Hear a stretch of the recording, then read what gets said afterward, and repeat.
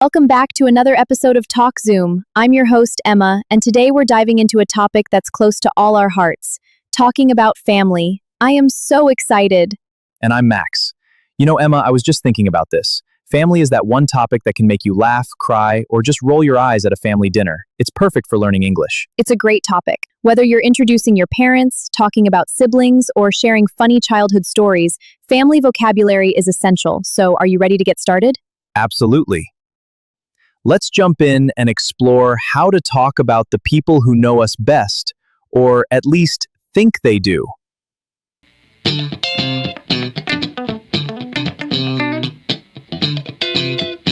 All right, Max, let's start with the basics.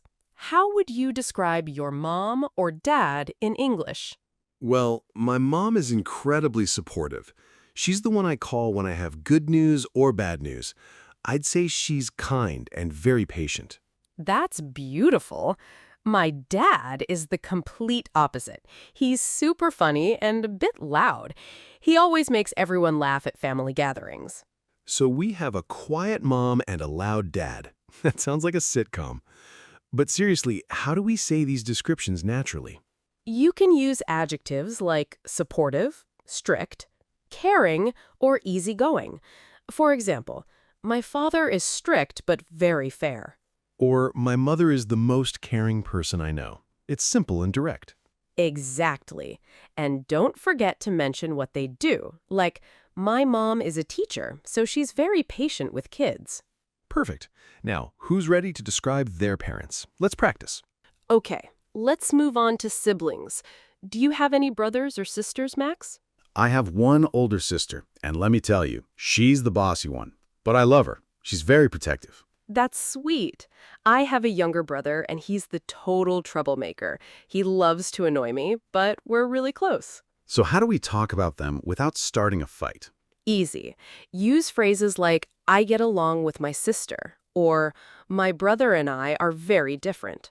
Or, we have a love-hate relationship. That one is very common. Yes, and if you want to be specific, you can say, my older sister is very ambitious, or my little brother is hilarious.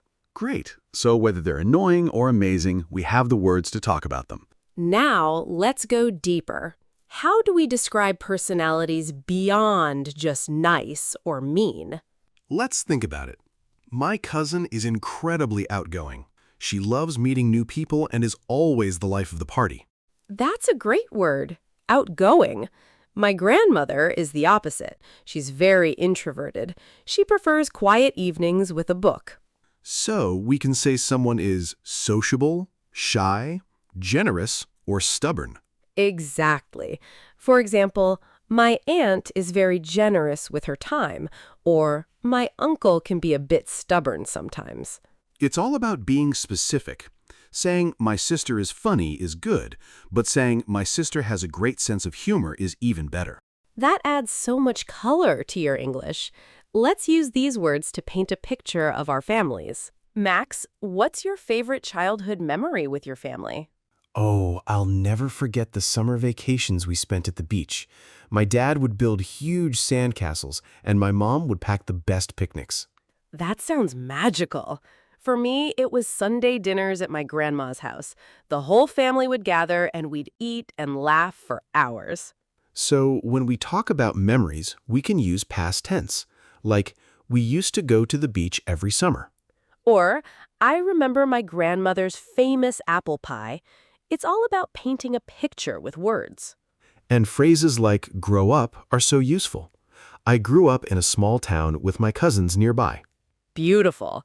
Sharing memories makes your English more personal and emotional. Let's talk about traditions. Does your family have any special celebrations? Oh, definitely. Every Christmas, we have a huge dinner where everyone brings a dish. It's chaotic, but so much fun. That's a potluck. My family does something similar for New Year's. We stay up late, play games, and share what we're grateful for. We can use words like celebration, gathering, and feast. For example, our family gathers every Thanksgiving. And if you want to be specific, we have a tradition of watching movies together on Friday nights. Or, my family celebrates birthdays with a big cake and songs. Traditions are a great way to bond and a great way to practice English. Okay, we've talked about immediate family. What about extended family? I have a huge extended family. Tons of cousins, aunts, and uncles. Family reunions are like a small village. That sounds amazing. So how do we talk about them? You can say, I have 3 cousins on my mom's side. Or, my aunt lives in another city, but we're very close.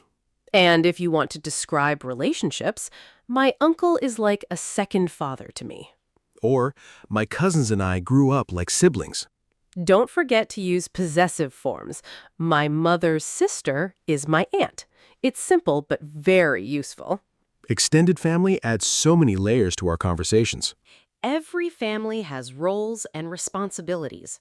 Let's talk about how to express that. In my house, my mom is the organizer. She plans everything, from vacations to daily schedules. My dad is the cook. He loves making breakfast for us on weekends. So we can say, my father is responsible for cooking. Or, my mother takes care of the household. You can also use phrases like, I help out with chores, or my sister is in charge of the laundry. That shows how families share duties. It's important to use verbs like take care of, manage, and handle. It's a great way to describe your daily life in a detailed, practical way. What do your family members do for work, Max? My sister is a graphic designer, and my mom is a retired nurse. My dad was an engineer. That's a great mix. My brother is a teacher, and my aunt runs her own bakery. So when we talk about jobs, we use the present simple. He works as a, or she is a. And we can describe their work. My sister works in marketing, or my cousin is a freelance writer. You can also say, my dad retired last year, but he still stays busy with hobbies. Talking about occupations helps others understand your family's background and daily life. Let's get a little deeper. How do we talk about relationships between family members? Well, my sister and I are close, but we argue sometimes. I'd say we have a strong bond. That's real. My brother and I used to fight a lot, but now we get along really well. We can use phrases like, we have a strong connection, or we don't always see eye to eye. Or, my family is very supportive of each other. And to describe a difficult relationship, we have our differences, but we respect each other. It's important to be honest. Families aren't perfect, and that's okay. Exactly. And learning to express these feelings in English is so valuable. I love talking about family history. Where does your family come from, Max? My family originally came from Italy. My grandparents moved here when they were young. That's so interesting. My family has roots in Ireland. We still keep some traditions alive. We can say, my ancestors are from, or my grandparents immigrated from. And phrases like, we have a rich heritage, or our family has a long history in this town. It's also nice to talk about stories, like, my grandmother used to tell me stories about her childhood in France. Those stories connect us to our roots. It's a beautiful part of any conversation. Families also go through tough times. How do we talk about that? It's true. My family went through a difficult period when my grandfather passed away. I'm sorry to hear that. It's important to be able to express those feelings. We can use phrases like, we supported each other, or it was a hard time for everyone. And we can say, we stayed strong together, or we leaned on each other. Or, it brought us closer as a family. These expressions show resilience. Yes, and using them in English helps you share your experiences with compassion. We've talked about the past and present. Now let's look forward. I hope to have a family of my own someday. I want to be as supportive as my parents were. That's such a sweet goal. I dream of traveling with my family and creating new traditions. We can use future tenses like, I plan to, or I hope to. And phrases like, I want to start a family, or we hope to pass down our traditions. Or, my goal is to be a role model for my future kids. Talking about the future makes our conversations optimistic and full of possibility.